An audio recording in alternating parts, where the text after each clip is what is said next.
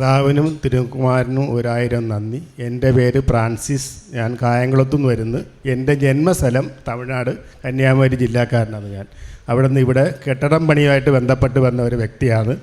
ഒത്തിരി ജോലിയും ഒരുപാട് കെട്ടിടങ്ങളും പണിതുകൊണ്ടിരുന്ന ഒരു മേശിരി പണിക്കാരനായിരുന്നു ഞാൻ. എൻ്റെ കീഴിൽ ഒരുപാട് ശിഷ്യന്മാരുണ്ട്. ഞാൻ 82 കായംകുളത്ത് വന്ന ഒരു വ്യക്തിയാണ് ഞാൻ. ഒരുപാട് പള്ളികളായാലും ആരാധനാലയങ്ങളായാലും വീടുകളായാലും പണിത് പരിചയമുള്ള അതിൻ്റെ കീഴിൽ ഒരുപാട് ശിഷ്യന്മാരുള്ളവർ ബന്ധപ്പെട്ടവർ മേശിരി പണിക്കാരനാണ് ഞാൻ.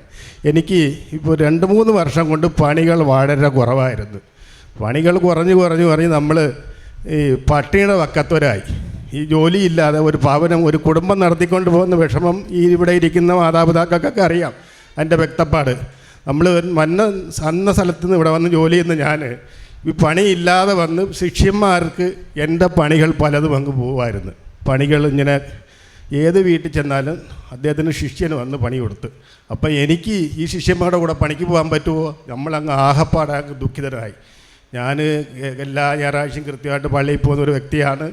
അതുപോലെ പ്രാർത്ഥിക്കുന്ന വ്യക്തിയാണ്. അമ്മയുടെയൊക്കെ അങ്ങനെ ഇരുന്നപ്പോൾ എൻ്റെ അടുക്കെ പലരും പറഞ്ഞ് എന്നാൽ പോലെ കൃപാസനത്തിൽ ഒന്ന് ചെല്ല് മേശിരി, അവിടെ ചെന്ന് അമ്മയെ കണ്ടൊന്ന് പ്രാർത്ഥിക്കും, അവിടെ പോയി ഉടമ്പടി എടുക്കുന്നു. എന്നിട്ടും ഞാൻ അത് മൈൻഡാക്കിയില്ല. ഞാൻ കൃത്യമായിട്ട് പള്ളിയിൽ പോകും, പ്രാർത്ഥിക്കും. എനിക്ക് ഈ കെട്ടിടം പണിയാകുമ്പോൾ എല്ലാ ആൾക്കാരുമായിട്ട് ബന്ധമുണ്ടല്ലോ, നിങ്ങൾക്ക് അറിയാമല്ലോ അതിൻ്റെ ബുദ്ധിമുട്ടും പ്രയാസങ്ങളൊക്കെ. അങ്ങനെ സഹികെട്ടിട്ട് എന്തായാലും ഞാൻ അമ്മയുടെയൊക്കെ വന്ന് ഉടമ്പടി എടുത്ത് പ്രാർത്ഥിക്കാമെന്ന് ഞാൻ മനസ്സിൽ ഉദ്ദേശിച്ച അന്ന് രാത്രി തൊട്ട് പലരും ഫോൺ വിളിച്ച് പണികൾ ഏൽപ്പിക്കാൻ.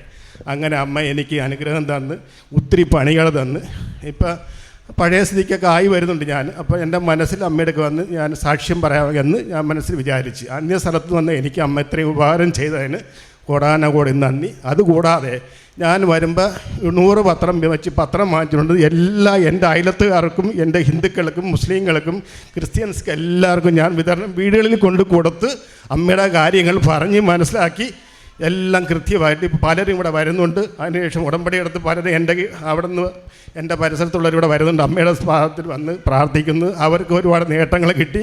അവർ അതിൻ്റെ നേട്ടങ്ങൾ എന്നോട് പങ്കുവെക്കുന്നുണ്ട്. അങ്ങനെ അതിന് നന്ദി പറയുന്നു അമ്മയ്ക്ക്.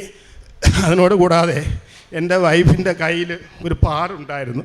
ആ പാട് അമ്മയുടെ ഈ നേർച്ച വസ്തു എന്ന് തൊട്ടിടാൻ തുടങ്ങിയോ ഒരാഴ്ച കഴിഞ്ഞപ്പോൾ അത് പൂർണ്ണമായിട്ട് ആ പാടങ്ങ് മാറി.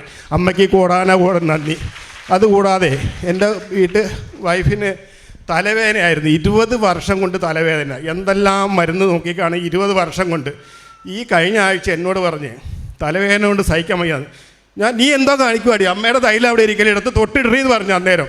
അത് ഇട്ട് ഇതിന് ശേഷം ഇതേവരെ തലവേദന ഉണ്ടായിട്ടില്ല. ഇന്നും പറഞ്ഞ് തലവേദന വന്നിട്ടില്ലെന്ന്. അമ്മയ്ക്ക് കോടാനകോടി അത്ഭുതം നന്ദി പറയുന്നു. നിങ്ങളെ എല്ലാവരും വിശ്വസിച്ച് അമ്മയുടെ നേർച്ച വസ്തുക്കൾ എല്ലാവരും ഉപയോഗിച്ചിരിക്കണം.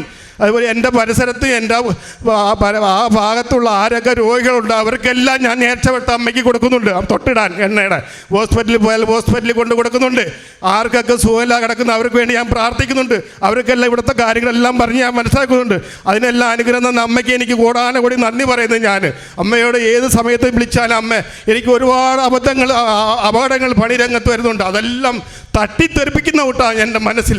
ഏത് വലിയ അപകടത്തിലാലും ഞാൻ പൊക്കത്തിൽ നിന്ന് പണി വരുമ്പോൾ ഒരു അപകടം വന്നാൽ ഒരാൾ എന്നെ പിടിച്ച് താങ്ങുന്നത് പോലെ എനിക്ക് തോന്നുന്നു. അമ്മയുടെ അനുഗ്രഹം അതൊക്കെ. അതിനൊക്കെ ഞാൻ അമ്മയ്ക്ക് നന്ദി പറയുന്നു. എൻ്റെ കാലിലൊരു മുഴ വന്ന് ഞാൻ ഈ തൈലം തൊട്ടിട്ട് അത് പൂർണ്ണമായിട്ട് മാറി. അങ്ങനെ ഓരോ കാര്യത്തിനും അമ്മയ്ക്ക് നന്ദി പറയുന്നു.